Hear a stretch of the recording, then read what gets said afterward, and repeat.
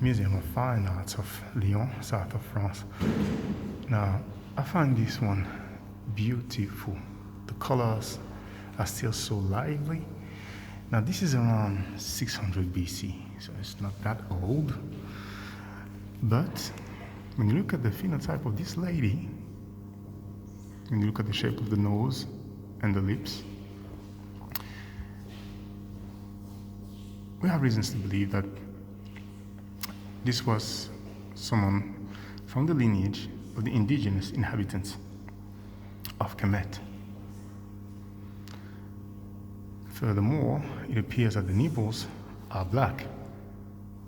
You don't find many Caucasian women with black nipples. If you are aware of some, then let us know. And next to her, here's the individual that we can see.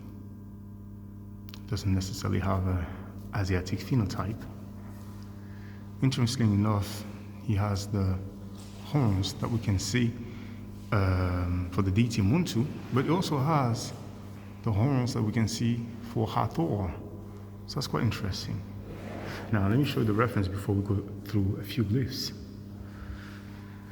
You see, it says number 10 here. So when we go on the wall,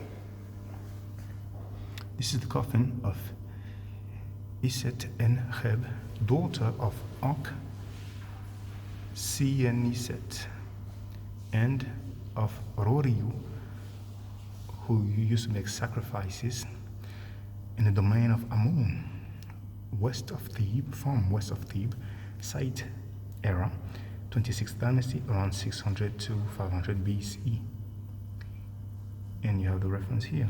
It was originally in the Louvre Museum, inventory 1969-197.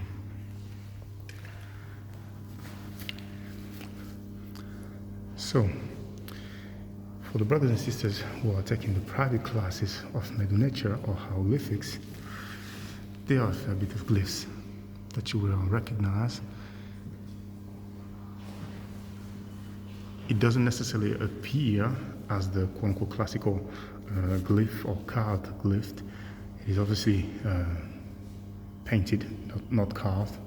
Oh, besides her nose and lips and apparently black nipples, look at the shape of her hips. But that being said, hold on. Right here, you have the snake that stands for the sound F. Here, you have the glyph that stands for the sound T. This is the neb, biliteral.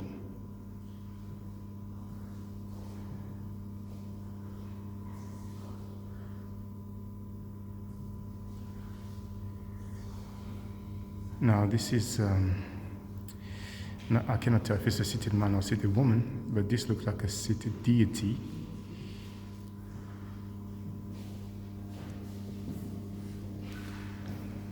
And the glyphs there are a bit difficult to point out. If I zoom in, the quality will not be as great. But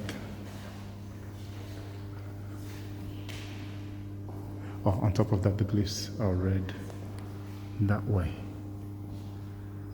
So I will just leave it there and let you enjoy the beauty of this sarcophagus.